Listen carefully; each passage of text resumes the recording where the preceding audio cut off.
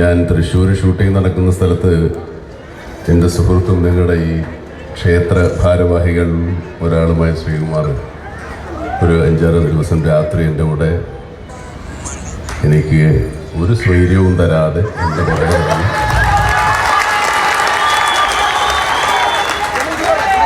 നടന്നതുകൊണ്ടാണ് ഞാൻ ഇയാളെ ഒഴിവാക്കാൻ വേണ്ടി ഇവിടെ വന്നതാണെങ്കിലും നിങ്ങളെ കണ്ടപ്പോൾ വന്നില്ലാതിരുന്നെങ്കിൽ എനിക്ക് വലിയ നഷ്ടമായിരുന്നു.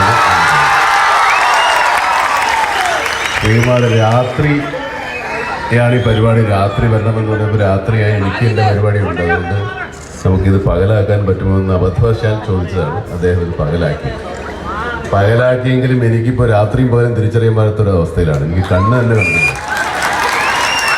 രാത്രി മുഴുവൻ ഷൂട്ടിങ്, പകലും ഷൂട്ടിങ്ങാണ്. വളരെ ചുരുങ്ങിയ സമയം കൊണ്ട് ചിമ്മിനി ഡാമിൽ ഷൂട്ടിങ്ങിനുള്ള അനുവാദം കുറച്ച് ദിവസങ്ങളേ ഉള്ളൂ. അത് രാത്രിയും പകലും ഉള്ള രംഗങ്ങളുണ്ട്. രാത്രിയും പകലും ഷൂട്ട് ചെയ്തുകൊണ്ടിരിക്കുകയാണ്.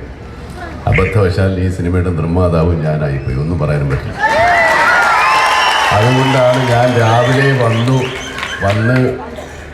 വന്നതിന് ശേഷം ഒന്ന് അറിയാണ്ട് മയങ്ങിപ്പോയി. അതുകൊണ്ട് കുറച്ച് വൈകി.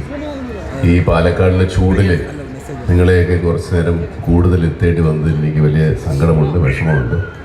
പക്ഷേ അതിനേക്കാളും വലിയൊരു ചൂട് സഹിച്ചിട്ടാണ് ഞാൻ വന്നതെന്ന് നിങ്ങളുടെ മനസ്സിലാക്കണം. ആരെയും കാത്തിരുന്ന് നിങ്ങളെയൊക്കെ വിഷമിപ്പിക്കാനോ ചൂട് പിടിക്കാനോ ഒന്നും ഞാൻ മനഃപൂർവ്വം വിചാരിച്ചതല്ല. എൻ്റെ അവസ്ഥയിൽ അങ്ങനെ ആയിപ്പോയതാണ്, ക്ഷമിക്കുക. പിന്നെ ഞാനും ഞങ്ങളുടെ നാട്ടിലെ ക്ഷേത്രങ്ങളിലൊക്കെ ഇതുപോലെ വേലയും പൂരവും ഉള്ള നാട്ടിൽ തന്നെ ജനിച്ച ആളാണ്. എൻ്റെ കുട്ടിക്കാലത്തെ ഈ ഏറ്റവും വലിയ വിനോദകാലങ്ങൾ ക്ഷേത്രോത്സവങ്ങളാണ്. അതിൽ 2 ക്ഷേത്രങ്ങളുണ്ട്. അതിലൊരു ക്ഷേത്രത്തിൽ മാത്രമേ ഞങ്ങളെപ്പോലെയുള്ള ഈ ആളുകൾക്ക് പ്രവേശനമുള്ളൂ. ഒരു ക്ഷേത്രത്തിൽ പ്രവേശനമില്ല. ആദ്യം പറഞ്ഞ ക്ഷേത്രത്തിലാണ് കുറച്ചുകൂടി ജനകീയമായ കലകൾ, നാടകം, ഡാൻസ്, ബാലെ അങ്ങനെയുള്ള കഥാപ്രസംഗമൊക്കെ വരുന്നത്.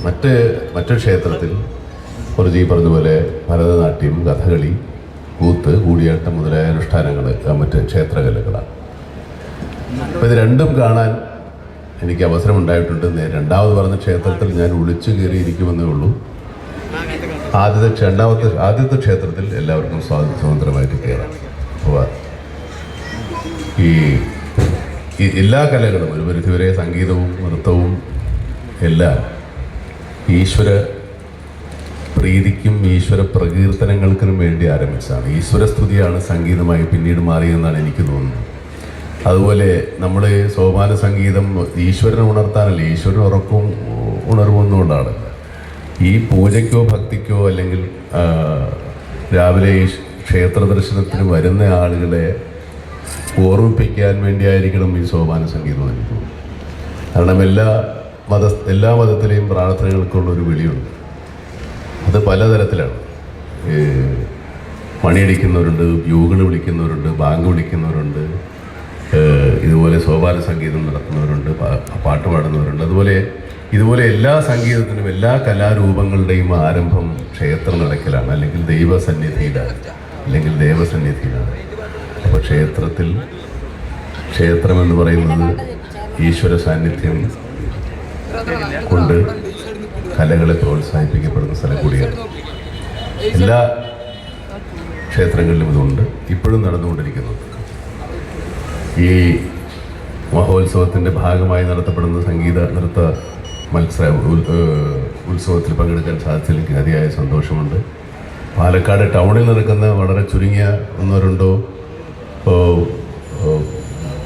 പരിപാടികളിൽ പങ്കെടുത്തുവെന്നല്ലാതെ ഇങ്ങനെ താരതമ്യേന ഉൾനാട്ടിലേക്ക് വന്നിട്ട് ഞാനൊരു പാലക്കാട് ഒരു പരിപാടിക്ക് വന്നിട്ടില്ല. പക്ഷേ ഈ വെയിലും സഹിച്ച് ഈ വേനൽക്ക് ഇവിടെ സൂര്യതാപം ഏൽക്കാവുന്ന തരത്തിലുള്ള ചൂടുണ്ടെന്നാണ് പത്രവാർത്തകൾ. എനിക്ക് നിങ്ങളെ ഒന്ന് കാണാനുള്ള അവസരം ഉണ്ടാക്കാൻ വേണ്ടി ഇത്രയും നേരം കാത്തിരുന്ന നിങ്ങളോട് എനിക്ക് അതിയായ നന്ദിയുണ്ട്. ഈ പരിപാടിയിൽ എന്നെ ക്ഷണിച്ചത്